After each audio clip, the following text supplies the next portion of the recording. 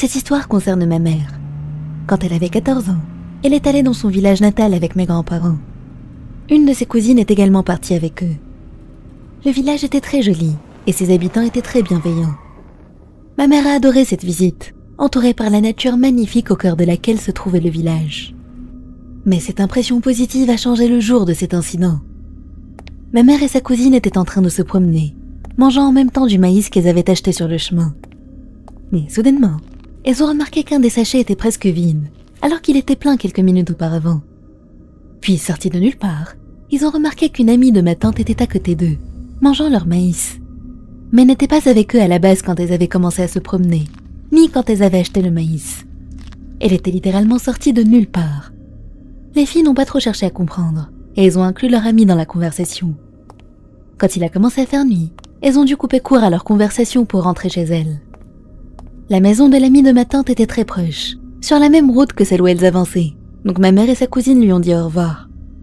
Mais l'amie leur a dit qu'il y avait un raccourci pour qu'elles rentrent chez elles plus rapidement, et qu'elle les y emmènerait si elles voulaient. Ma mère et sa cousine n'en avaient pas vraiment envie, mais l'amie a vraiment insisté pour qu'elle l'accompagne, et elles ont cédé. Elle leur a montré le fameux raccourci, et c'était en fait un chemin broussailleux à travers la jungle, entouré de grands arbres. Il semblait très sinistre, puisqu'il faisait déjà nuit. Ma mère et sa cousine lui ont de nouveau dit non, mais l'amie a recommencé à insister. Et même si elle ne voulait vraiment pas passer par là, elle se sentait obligée parce que la fille ne lâchait pas l'affaire. Elles étaient confuses, et sans même s'en rendre compte, elles ont commencé à avancer sur le raccourci. Elles marchaient très vite pour sortir de là le plus rapidement possible. Mais alors qu'elles avançaient, un vent violent s'est soudainement mis à souffler.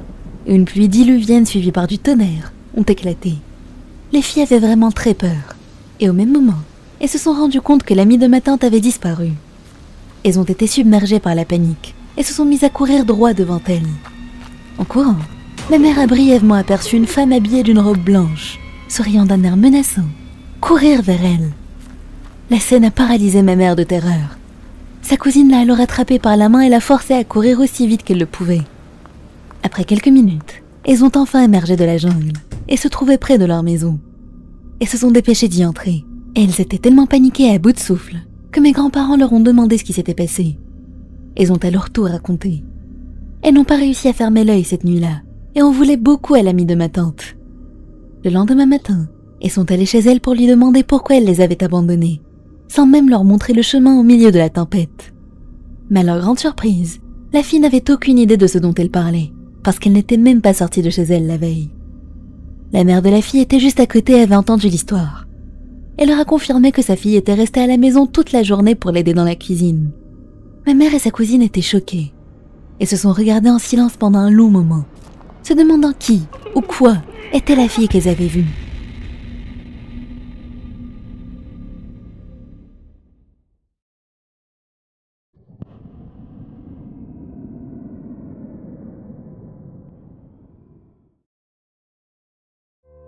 C'était en 2019.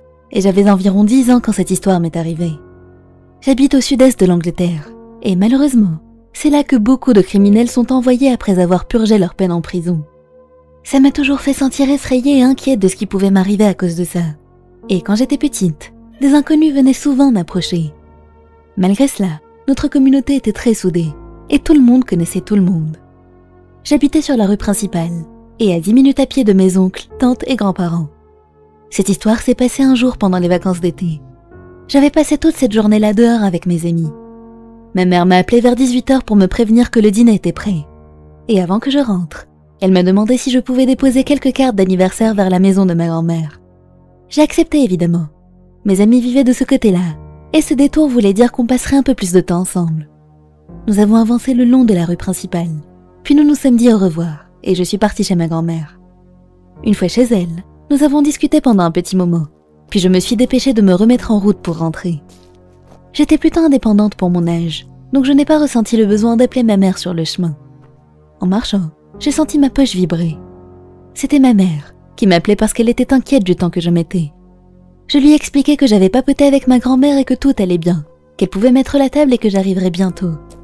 Elle m'a dit qu'elle préférait rester avec moi au téléphone par sécurité. J'étais presque arrivée, à moins de 5 minutes de chez moi, quand un homme à vélo s'est approché de moi. Il était en surpoids, avait des cheveux roux, portait des vêtements sales et avait un sourire horrible. Il a ralenti en s'approchant de moi et m'a dit de la voix la plus horrible: « Salut fillette, ça te dit d'aller à la plage avec moi ?» Mon cœur a failli s'arrêter. Je me suis stoppée, ne sachant pas quoi dire ou faire. Ma mère avait dû entendre sa voix, car elle s'est soudainement mise à crier suffisamment fort pour qu'il l'entende. « Hé, qui êtes-vous » L'homme a dû l'entendre, car il s'est dépêché de s'enfuir. Mon père est venu me rejoindre pour me raccompagner sur le reste du chemin, et toute ma famille a été mise au courant de ce qui s'était passé. Mon grand-père a dit qu'il connaissait l'homme, et qu'il semblait inoffensif. Il voulait probablement être amical, il a dit. Mais quelques années plus tard, pendant une réunion de famille, nous avons appris que ce même homme venait d'être arrêté pour le meurtre d'une jeune fille. Je me suis aussitôt sentie malade, et j'ai dû m'asseoir. Et si ça avait été moi? Je n'ose pas imaginer ce qui me serait arrivé si ma mère ne m'avait pas appelée ce jour-là.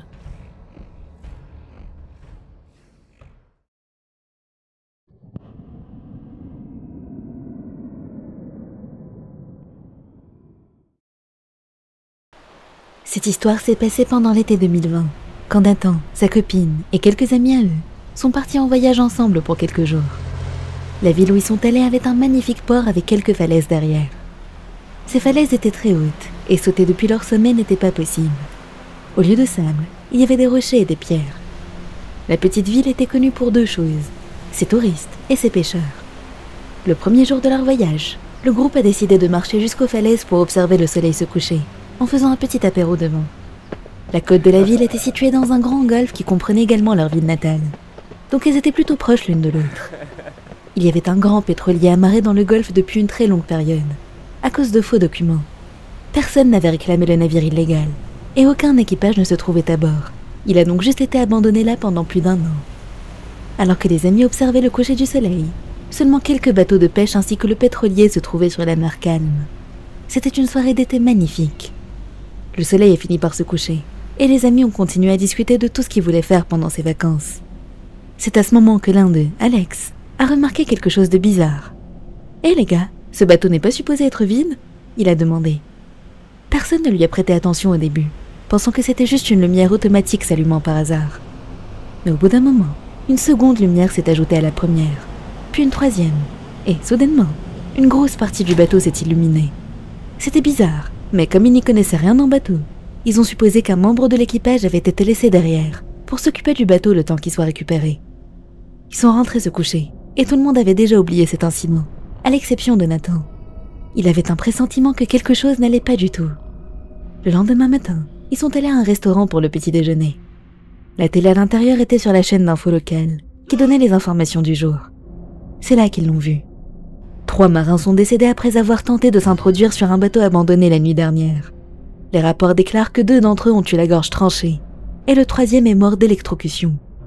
Nathan s'est demandé si ce qu'ils avaient vu avait un rapport avec le décès des 3 marins, ou si c'était juste une coïncidence macabre. Pourquoi le bateau s'était-il illuminé d'un coup? Qui a attaqué les marins? Et que cherchait-il sur ce bateau? À ce jour, l'enquête n'a toujours rien donné. L'affaire avait été close 1 mois après l'incident, classée en accident.